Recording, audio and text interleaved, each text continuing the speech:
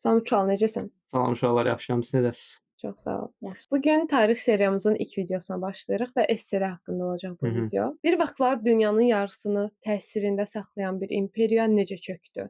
Bundan danışacağıq. Amma əvvəlcə bu imperiya nə üçün önəmli idi? Ondan danışaq. 1922-ci ildə SSR rəsmi olaraq qurulur, Lenin və onun silahdaşları tərəfindən. Ancaq ki, Lenin lider olsa da ölkəni idarə edə bilmir. Bunun səbəbi birincisi sui-qəsd uğrayır. Bu sui-qəsddən sağ çıxsa da iflic olur, daha sonra yatağa düşür, bundan sonra da vəfat edir. Lenindən sonra müəyyən proseslər nəticəsində Stalin hakimiyyətə gəlir. Stalin dövründə beşilik planlar, kollektivləşdirmə siyasəti və sairə kimi proseslər baş verir və proseslərin nəticəsi olaraq SSR sürətlə sənayeləşir və inkişaf edir sürətlə, istehsalat böyüyür. 1941-ci ildə SSR 2-ci Dünya müharibəsinə daxil olur. Müharibəni bitirdikdən sonra, yəni qələbə çaldıqdan sonra artıq Avropa demək olar ki, darmadağın olub deyə Avropa çox zəifləyir və Amerika ilə SSR dünyanın idarə edən iki böyük güc kimi səhnəyə çıxır və bir-birinə rəqabətə başlayır. Yəni soyuq müharibə dediyimiz proses başlayır. Onda belə maraqlı bir sual yaranır ki, Aha. o bu qədər super güc idisə, SSR nə üçün dağılır? SSR-nin dağılmasının həm daxili, həm də xarici səbəbləri var. SSR-nin iqtisadi sistemindəki problemlər və eyni zamanda xarici təsirlər burada əsas rol oynayır. Ancaq ki 1982-ci ildə Amerikada, yəni Amerika Birləşmiş Ştatlarında bir sənəd hazırlanıb, SSR-nin iqtisadiyyatının bir analizi.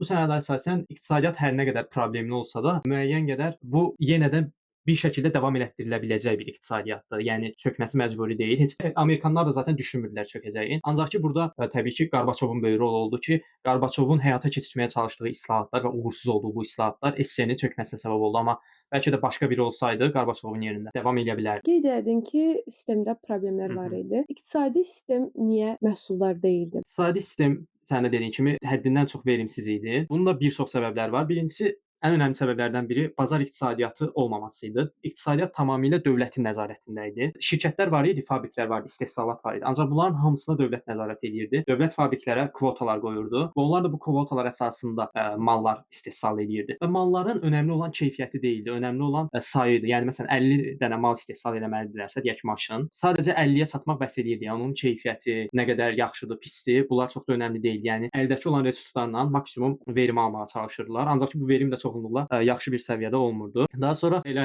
bir səviyyəyə gəldi ki, 80-90-cı illərdə SSR tamamilə neftdən asılı olan bir iqtisadiyyata çevrildi. Çünki SSR-də düzdür, fabriklər məsələn istehsal eləyir, mallar istehsal eləyirlər. Ancaq ki bu malların keyfiyyəti aşağı olurdu. Yəni qərbdə istehsal olunanlarla müqayisədə və bu da qara bazarın yaranmasına səbəb olurdu. Artıq o dövrlərdə SSR-də kənardan, məsələn Avropada istehsal olunan mallar gətirilə bilirdi. Alverçilər törəmişdi SSR-də. Normalda alverçilik qadağandır SSR-də. Ancaq ki mallar çox keyfiyyətsiz olduğu üçün, eyni zamanda da müəyyən mallarda defisitlər olduğu üçün insanlar məcburan alverçilərə yönəlirdilər və eyni zamanda alverçilərin satdığı mallar daha keyfiyyətli olduğu üçün insanlar onlara yönəlirdi. Hətta belə deyək də, o ərazidə alverçiləri nəzarət etməli olan insanlar belə onlardan alış-veriş edir deyə alverçilərə çox da dəymirdilər. 80-90-cı illərə biz gələndə iqtisadiyyatda artıq həddindən çox geriləmələr baş verir. SSR demək olar ki, artıq neftdən asılı olan bir dövlət çevrilir. Zaten bundan əvvəl də çevrilmişdi. Sadəcə 70-ci illərdə neft böhranı baş verir deyə neftin qiyməti kəskin qalxır. Bu da SSR-nin belə deyək də həm ömrünü uzadır, həm də iqtisadi sistemi müəyyən qədər ayaqda saxlayır. SSR-də Qarbaçov hakimiyyətə gələndən sonra bu problemləri həll etmək üçün müxtəlif yollar axtarmağa başladı. Perestroika elan elədi. Yəni bazar iqtisadiyyatına müəyyən xüsusiyyətlərini bazar iqtisadiyyatının tətbiq eləyək, ancaq ki tam yox. Yəni birbaşa bazar iqtisadiyyatına keçməkdən çəkinirlər, çünki düşünürlər ki, bu dəhşətli xaos yarada bilər və s.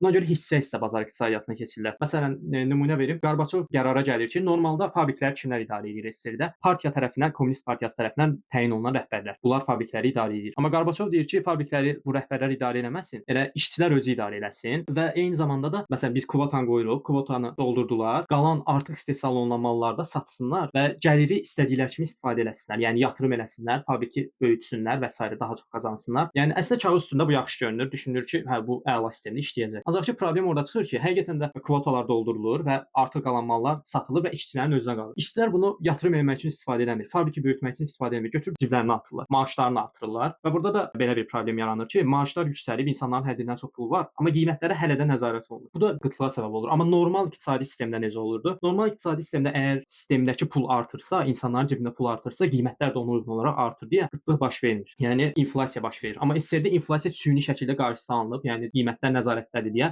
inflyasiya baş vermir. Daha sonra Qarbaçov və onun belə deyək də ətrafı bu islahatları biraz da irəli aparır. Kooperasiyalar qurulmasına icazə verilir. Kooperasiyalarda sanki bir neçə fabrikin birləşməsi, yəni özəl şirkətlər kimidir. Yarı özəl şirkətlər dövlətlə işbirliyi də qura bilir bunlar və bunlara sərbəstlik verilir ki, siz istədiyiniz qiymətdə qiymətdən istehsal edib istədiyimiz qiymətdən sata bilərik. Yəni başlanğıcda bu da yaxşı fikir kimi görünsə də böhranı daha da dərinləşdirir. Çünki insanlar, yəni fabriklər gedirlər, dövlətlə anlaşırlar. Dövlətlə bir yerdə iş görə bilir fabriklər. Dövlətlə anlaşırlar. Deyirlər ki, sən bizə dövlətin təyin elədiyi qiymətdən filan malları sat. Bunlar da təbii ki, dövlətdən alırlar və gəlib həmin malları daha da yüksək qiymətlərə insanlara satırlar. Yəni burada dəhşətli bir korrupsiya yaranır və buna görə də qıtlığın daha da şişməsi səbəb olur. Yəni heç bir problemi həll eləmir. İnsanların ciblərində pul çoxdur. Ancaq ki, bu pulun dəyərinin nə olacağı məlum deyil. Yəni düşəcəkmi, qalxacaqmı məlum deyil. Eyni zamanda da limitlidir mal sayı bazarda. Buna görə də həm insanlar, həm də şirkətlər saysız-hesabsız mal almağa başlayırlar. Bu da hal-hazırda olan qıtlığın daha da dəhşətli formaya keçməsinə səbəb olur. Bəs indi qeyd elədin ki, ölkədə kənardan mallar gətirilirdi və insanlar da ona daha çox almağa meyl edirdi. Çünki onlar daha keyfiyyətli idi. Amma ki, indiki dövrdə də insanlar danışanda deyirlər ki, o vaxt hər şey daha keyfiyyətli idi SSRİ-nin vaxtında. Həqiqətən də görürəm ki, o vaxtdan qalan əşyalar daha keyfiyyətlidir, yəni istifadə edilə bilirdi hələ də. Əslində bu sualın, yəni müəyyən kiçik əşyalar deyə bilərik ki, həm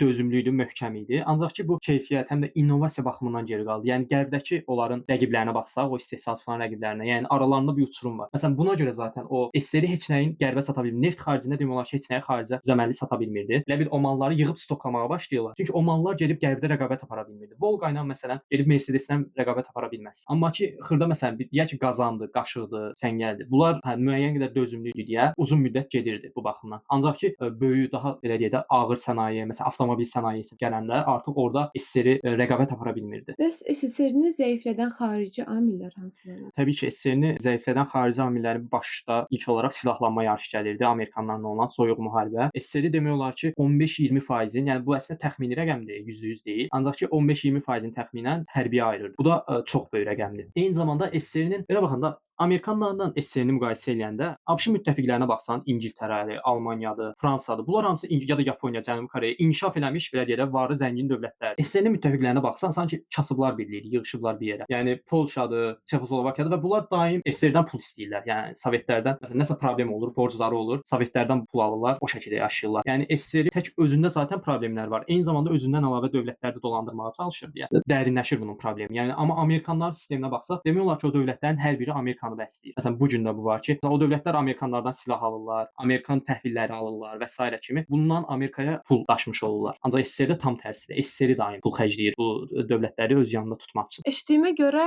Qarbaçovun çox böyük rolu olub SSRİ-nin dağılmasında. Bir də ki, deyirlər ki, Qarbaçov güya Amerika agenti idi, başında Amerikanın xəritəsi var idi. Burada əslində bu sualda həm düzgün tərəflər var, həm də səhv tərəflər var. Yəni Amerikan agenti deyildi məncə və başında da Amerikan xəritəsi görməmişəm. Yəni ləkə var, amma Amerikan xəritəsi formasında deyil. Qarbaçovun bəli rolu böyük idi. Hətta Qarbaçov demək olar ki, səbəb oldu SSRİ-nin dağılmasına. Ancaq ki, bunu Amerikanların tapşırığı ilə ya da agenti olduqları üçün yox, sadəcə doğrudan da SSRİ-ni xilas etmək istəyirdi. SSRİ-nin sistemi həddindən çox verimsiz idi və hətta belə deyək, 1985-də Qarbaçov gəldi. Həyat yoldaşı ilə bu vəzifəni qəbul edeyimmi, eləməyimmi bu şəkildə müzakirə edir. Qarbaçov orada deyir ki, yəni biz artıq bu şəkildə yaşaya bilməliyik, mütləq dəyişiklik eləməliyik. Və bu dəyişikliklərə baxanda kağız üstündə əslində yaxşıdır. Sadəcə problem odur ki, Qarbaçov tam axıra qədər eləmir. Məsələn, bazar iqtisadiyyatını keçirmiş kimi eləyir, amma tam keçmir, yavaş-yavaş keçir deyə problemlər yaranır. Bayaq saydığım problemlər. İşçilər pulları ciblərinə atırlar, korrupsiya dərinləşir, qıtlıqlar yaranır. Çünki tam eləmir. Heç nəyi tam eləmirlər. Hər şey yarım-yarım. Eyni zamanda Qarbaçovun bəlkə də əsas səhvlərindən biri Glasnost dediyimiz siyasət, yəni açıqlıq, daha şəffaflıq, mətbuat azadlığı və s. kimi siyasi səhnəni liberallaşdırmağa çalışmaqdır. Məsələn, bu gün Çin də əslində belə baxsaq SSRİ-dən sonra müəyyən islahatlara getdi.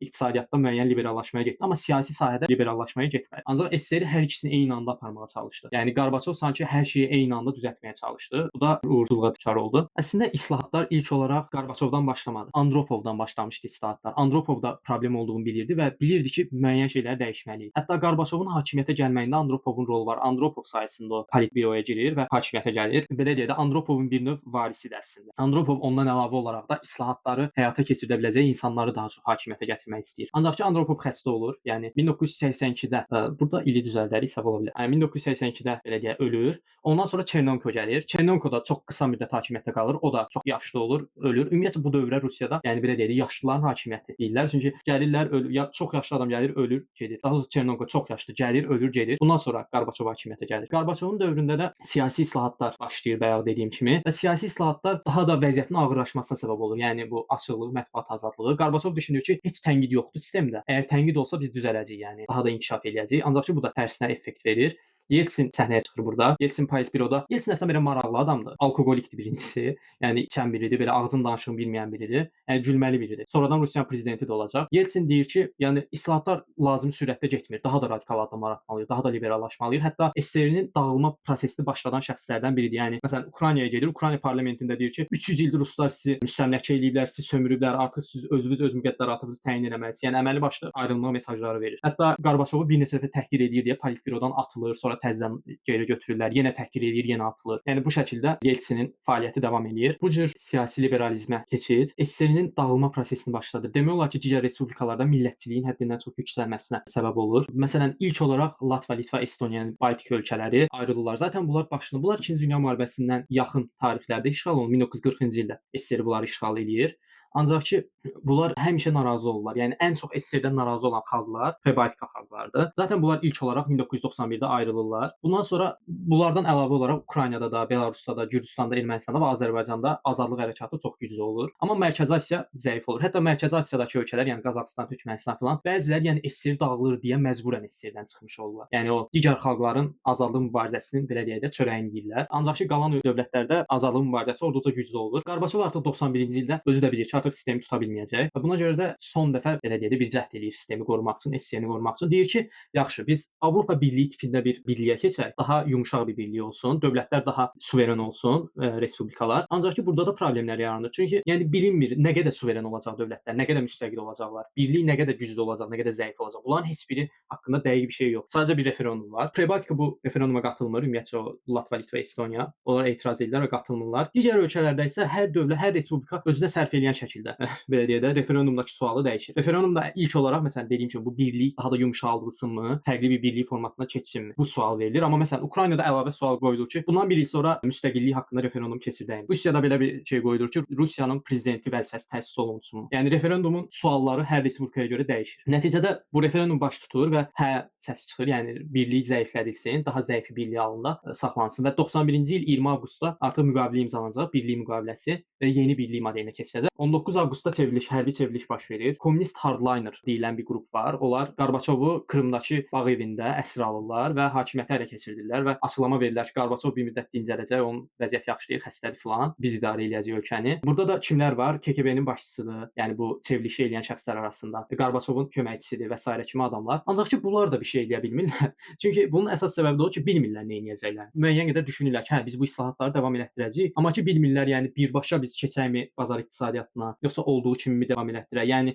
gələcəyə dair hər hansı bir planları yox. Yəni buna görə də istədiklərini ala bilmirlər və çox yumşaq bir hərbi çevriliş baş verir. Çevriliş eləyən şəxslər sərt addımlar da ata bilmirlər. Yəni məsələn deyək ki, getsinlər cəmaatı zorla sustursunlar falan. Çünki qərbdən qorxurlar. Bu dövrdə qərbdən gələn bir sanksiya ümumiyyətlə sistemi darmadağın eləyə biləcəyi gücdə ola bilərdi. Çünki demək olar ki, artıq qərb banklarından asılı idi SSRİ. Qərb banklarından gələn donorlar vasitəsilə, pullar vasitəsilə, kreditlər vasitəsilə dövlət ayaqda qalırdı. İqtisadiyyatı müəyyən qədər davam etdirə bilirdilər. Yəni qorxdular ki, biz əgər xalqa əssək, qərb bizə sanksiya qoyacaq buna etiraz olaraq. Buna görə istənilən səviyyədə sərt addımlar ata bilmirlər həm də. Eyni zamanda hətta Şvarnadze o dövrdə SSRİ-nin belə deyək də nomenklaturanın ən önəmli şəxslərindən biridir. O bir açıqlamasında deyir ki, yəni bu dəqiqə bizi dağıtmaq üçün heç topa gülləyə ehtiyac yoxdur. Sadəcə bizə sanksiya qoysa, banklardan gələn pullar kəssə, biz zaten darmadağın olacaq. Şvarnadze də sonradan Gürcüstan prezidenti olacaq. Normalda başqa yerlərdə belə olsaydı ciddi bir hərbi çevrilişdə ayrılıqçı bütün liderlər tutulmalı idi ölkədə. Onların hamısını həbs edib yığmalıydılar ki, ölkəni bir yerdə saxlaya bilsinlər. Amma bunlar onların heç birini eləmir. Hətta maraqlı bir hadisə baş verir. Yeltsin evindən çıxır çevrilişə etiraz eləmək üçün parlamentə yeriyir, maşını ilə gedir və düşünür ki, yəqin ki, məni yolda saxlayacaqlar, qoymayacaqlar parlamentə gedib. Ancaq ki, heç kim Yeltsini saxlamır. Yeltsin gedir orada çevriliş eləyən əsgərlərin tanklarının üstünə çıxır, deyir ki, bu çevriliş qanunsuzdur, bu dövlətimizi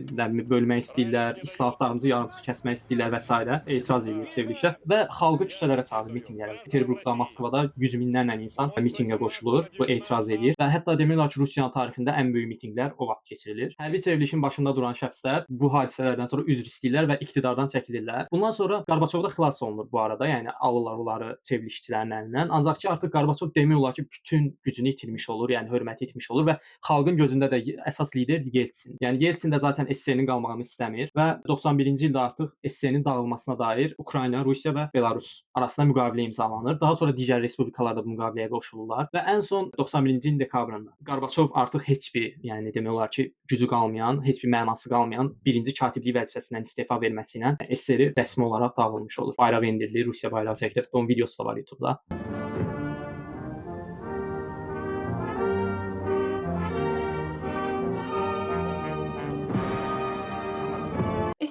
dağılmasının tərkibində olan ölkələrə, dövlətlərə və ümumiyyətlə dünyaya təsiri nə oldu? SSRİ-nin dağılmasının bunu yəni məsələn bəzi adamlar görür ki, əsasən yaşlılar. Məsələn bu SSRİ-nin nostalgiyasından yaşlılar deyirlər, ay o vaxt yaxşı idi, indi pisdir falan. Amma halbuki müqayisə eləsək real olaraq həqiqətən indiki dövr xüsusilə bəlkə də Mərkəzi Asiya dövlətlərində çox da fərq yoxdur, bir nisbətən eyni ola bilər. Ancaq digər dövlətlərdə, xüsusən Polşa, Latva, Litva, yəni Şərqi Avropa ölkələri onlar zaten çox yaxşı vəziyyətdələr. Hətta Polşa demək olar ki, sıçrayış yaşadı bu dövrdə və digər dövlətlərdə keçmiş Sovet respublikaları da 15 respublika. Bunlar da yəni inkişaf elədilər. Məsələn, bu günün Latva, Litva, Estoniyaya baxırıq. Elə Azərbaycan, Gürcüstan bunların hər biri yəni SSRİ ilə müqayisədə inanılmaz dərəcədə inkişaf elədilər. Düzdür, o dövrün nostalgiyasına yaşayan insanlar olsa da, yəni bu dövr qat-qat əvvəlkindən daha yaxşıdır deyə bilərəm. Bəs Amerikaya təsiri necə oldu? Çünki Amerika ilə uzun müddət Aha, soyuq müharibə olmuşdu.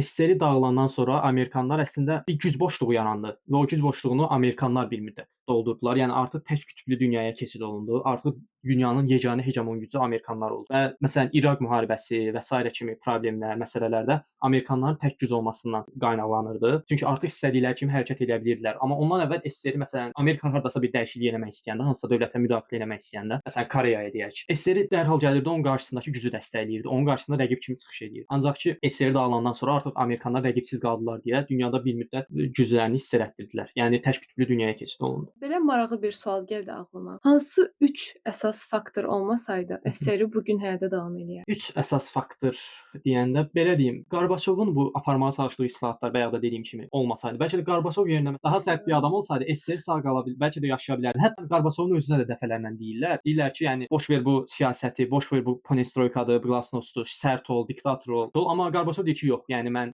məndən əvvəlkilər kimi idarə etmək istəmirəm ölkəni. Yəni belə deyir, Qarbaçov idealist bir adamdır. Məsələn, oturur Lenin həddindən çox oxuyur. Yəni düşünür ki, mən burdan tapacağam. Yəni burdan bir şəkildə xilasımızı tapacağam burdan. Ya da oturur elə ətrafındakı adamlarla, özü kimi adamlarla mübahisə edir ki, necə bir qanun çıxardaq ki, möhtəşəm olsun, problemlərimizi həll eləsin. Yəni belə düşünür. Daha sonra SSRİ-də dediyim kimi, bəlkə də bundan əlavə olaraq ikinci, yəni birinci səbəb Qarbaçovun özüdür. İkinci səbəb bəlkə də siyasi liberallaşmaya getməsəydilər, məsələn Çin modeli kimi, Çin modelinə keçid etsəydilər, bəlkə də SSRİ dağılmazdı. Üçüncü səbəb də çox dağılma gəlir.